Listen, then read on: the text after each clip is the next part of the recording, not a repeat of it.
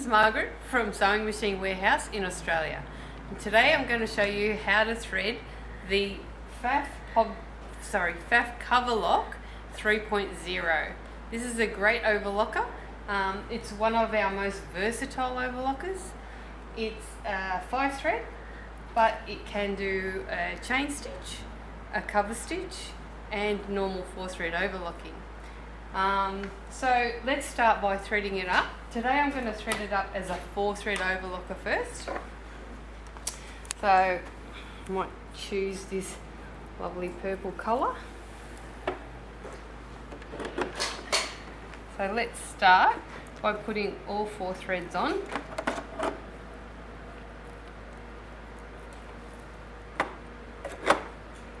Just turn that light on for you. See a little better. Okay, so let's start by doing the upper looper first. That's our red one. So we just sling it over the top there, through our first tension guide, underneath our little button. Now, take the thread underneath the handle. The handle is not part of the threading. A lot of people make the mistake of threading it over the handle and therefore not getting the correct tension. Okay, now make sure you have your tweezers handy. Now these tweezers are available separately on our website, but it does come with its own tweezers which sits in the handle there, in the cover. Okay. Now we take it through our first thread guide. Now sometimes you have to turn your hand wheel to get that at the right angle, but just take the tweezers and pass that underneath your first thread guide there. Now there is another one we have to thread it in. Just there. Okay, so they're side by side. Whoops. No. Okay, and then up through, oops, I missed that one, up through our little curly wire guide there, and then through our upper looper.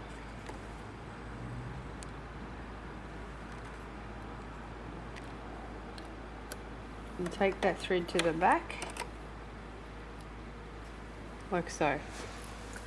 Okay. Now remember, my handy tip is to get some red nail polish and paint a little red nail polish on those 3 guides there.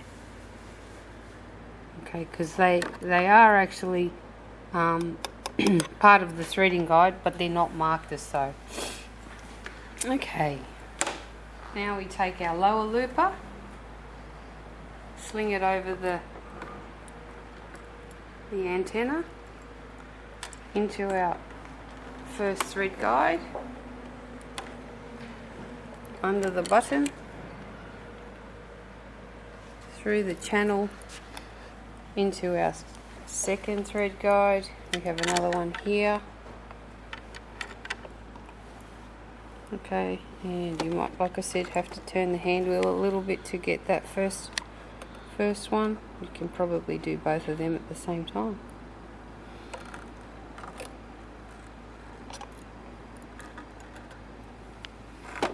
I just haven't quite got that in.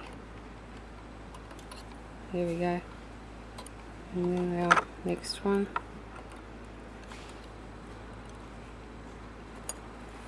Alright, there is one here too. Don't forget that one.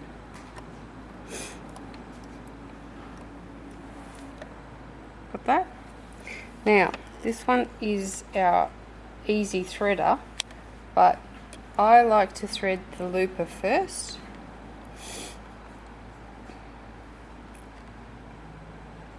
So take that one through the eye of the looper.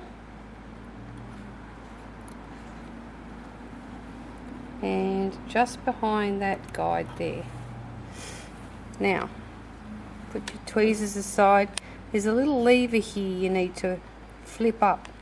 So holding onto your thread with your left hand, just flip that guide up. Oh, I'll turn my hand wheel a bit far here. And that will pick up the thread and thread that back looper for you. And just sling that thread over your foot. Okay, so you now have both your loopers threaded and to the side. Now let's thread our right needle, which is the next order of threading.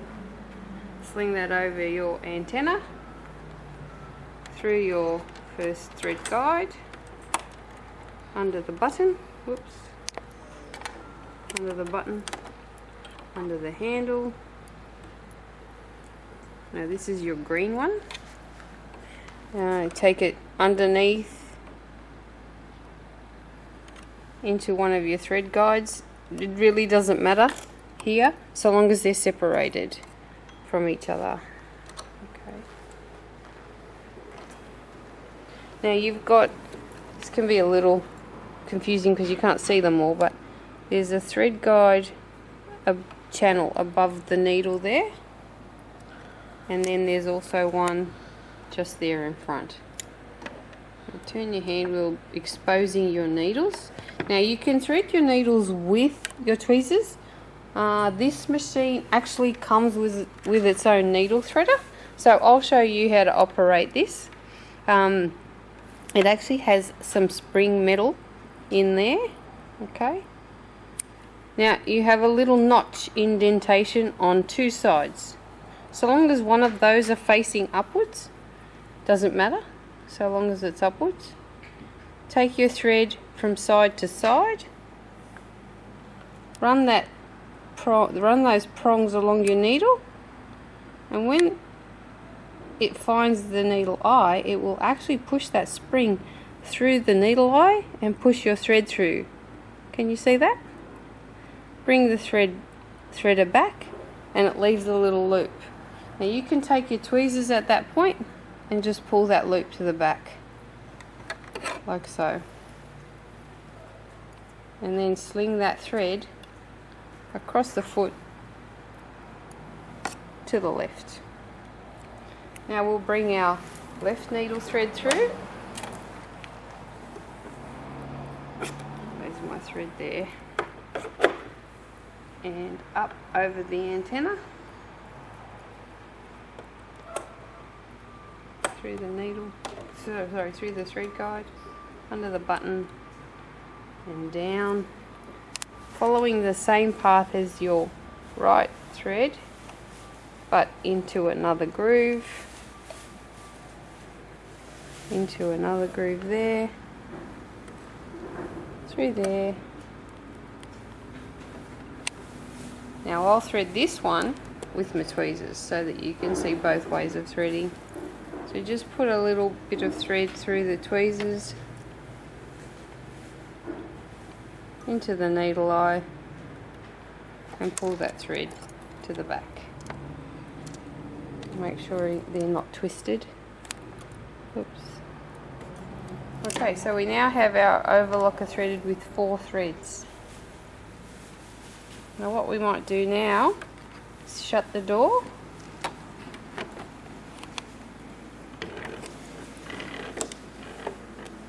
Turn our overlocker on. Now the first thing we have to ensure is that we have it set on the right settings. Now your overlocker will come set in the right on the right settings, but I'll just explain. This is your automatic tension dial, and this should be, as indicated in the door, on A. So this is the one we're doing first.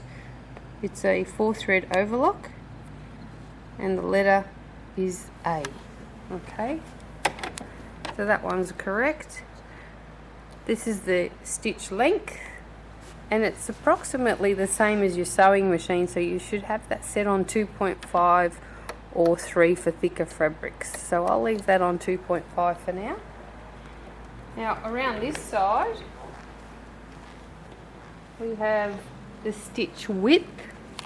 Now this is a setting that goes from 5, which is the beginning of the line, right round to 6, 6.5, and at the end is the thickest, which is approximately 7 millimeters. So have this set around 6.5 or 6, depending on your weight of fabric. I prefer 6.5. Now this one here is called the differential feed. We won't muck around with that for now. I'll explain that a little bit later, but that should be set on 1.0. And this here is your foot pressure. So this measures the pressure downwards onto your fabric, and at normal it should be on 3. Okay. Now the presser foot lifter is here at the back on this one. Okay, and that's it. When this is down, the foot is up, and when you're ready to start, just put the foot down. Now we'll take some fabric and I'll just perform a seam, and always run your overlocker on 2 layers of fabric, okay, because it is designed to construct a garment. You're usually constructing with 2 layers of fabric, and you notice that all the threads are in different spots but on top of the overlocker. Don't worry about that, just start overlocking and those threads will sort themselves out.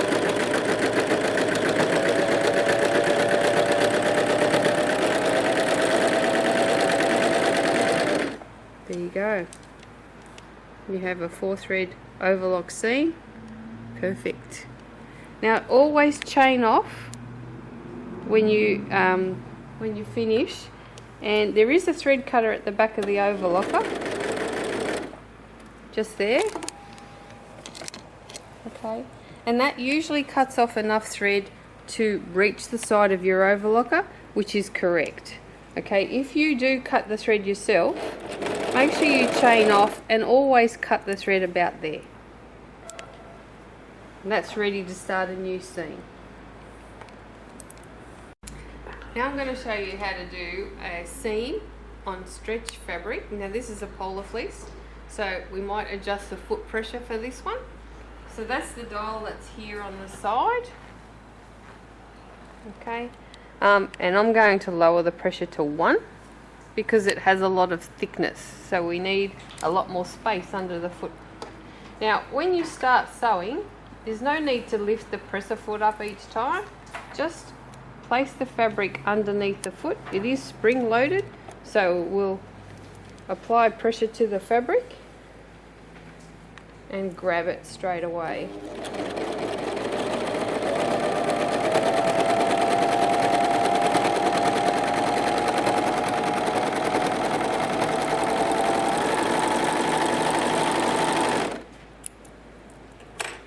There you go, 4-thread seam on stretch fabric.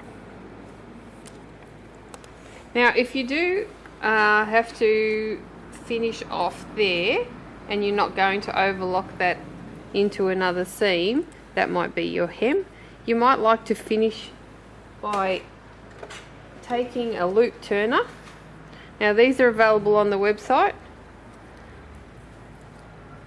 They're not very expensive. Now it has a little catch, so open the catch, that's this thing here, and thread the hook underneath your stitching. I like to take it between the 2 layers when it's stretch fabric. Pop it out the end, grab onto your chain, close the gate or the catch, and slide that back through, and that finishes that seam off perfectly, and just trim that tail off.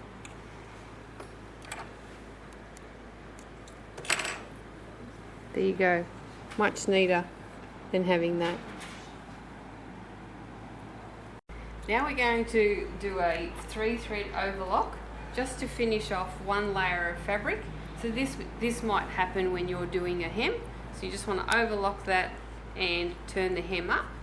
Or if you have a seam that's open, so you've sewn it with your sewing machine and you open those seams up, you want to finish off those seams on either side, so you would be sewing on 1 layer of fabric.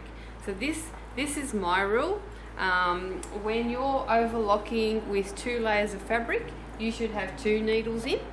When you're overlocking with 1 layer or a single layer of fabric, you should only have 1 needle in. So I'm going to take a needle out, and the needle that I take out is going to be my left needle. So we're going to go from a 4 thread, where are you there? We're going to go from a 4 thread, which it's set up for now, to a 3 thread. So the tension setting is still on A. So the beauty of this overlocker is this is an automatic tension. So depending on the stitch that you would like to do, you just set your tension dial at that.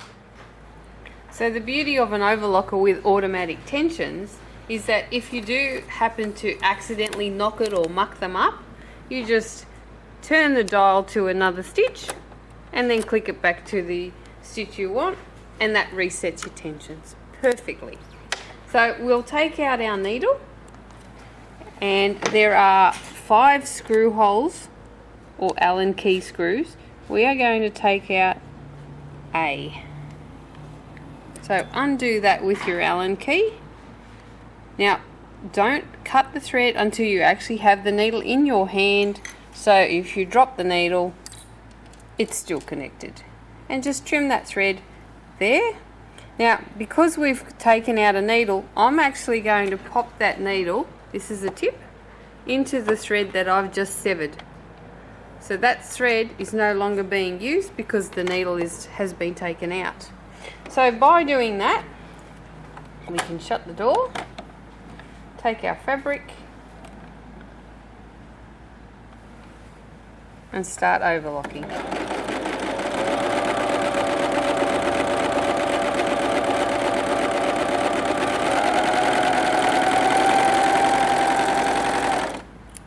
And there we have it, a 3-thread overlocked seam that is used for a single layer of fabric.